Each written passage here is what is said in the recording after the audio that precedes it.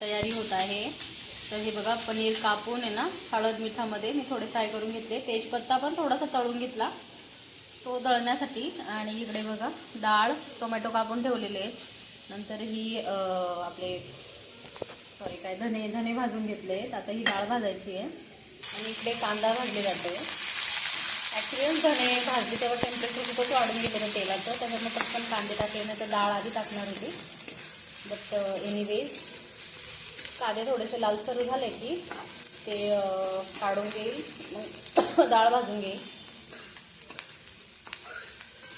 मी दर वेळेला बाजारात जाते आणि खोबरं विसरून जाते। आतापर्यंत 2 वेळेस गेली तरी पण खोबरं विसरूनच गेली। तर खोबरं नसल्यामुळे खोबरं तर काही टाकणार नाही आहे मी। बाकी कसुरी मेथी वगैरे आहे, त्या आवडतच होऊन जाईल माझ्या भाजीची टेस्ट छान।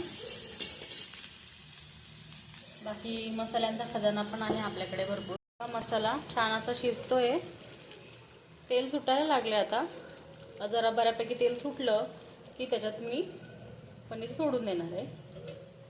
पीपल तर हॅलो माय पीपल, कसे आहात तुम्ही सगळे? तर ब्लॉगची सुरुवात मी संध्याकाळी करते आज। ॲक्च्युली सकाळपासून असं काही स्पेशल नव्हतं जे युज्युअल होतं आणि मला थोडासा असं वाटलं नाही की दाखवण्यासारखं, त्याच्यामुळे मी सकाळी ब्लॉग स्टार्ट नाही केला आणि थोडंसं आळशीसारखंच होतं।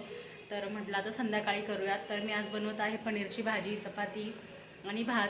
तर कसं बनवतं काय ते सगळं मी तुम्हाला स्टेप बाय स्टेप दाखवते। मी कशी बनवते ते दाखवते। तर बघत राहा, व्हिडिओ शेवटपर्यंत नक्की बघा।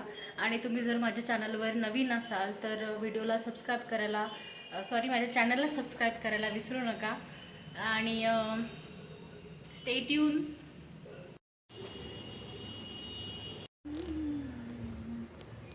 बघा आता पनीरची भाजी झाली आहे, त्याच्यात कसुरी मेथी टाकली आहे आणि साईडला थोडासा मसाला काढून ठेवला आहे बिकॉज स्पृहाच्या पप्पांना आहे ना पनीर नाही आवडत, तर त्यांच्यासाठी मी सोयाबीन बनवणार आहे विथ द सेम ग्रेव्ही साईडला वेगळ्या कढईमध्ये।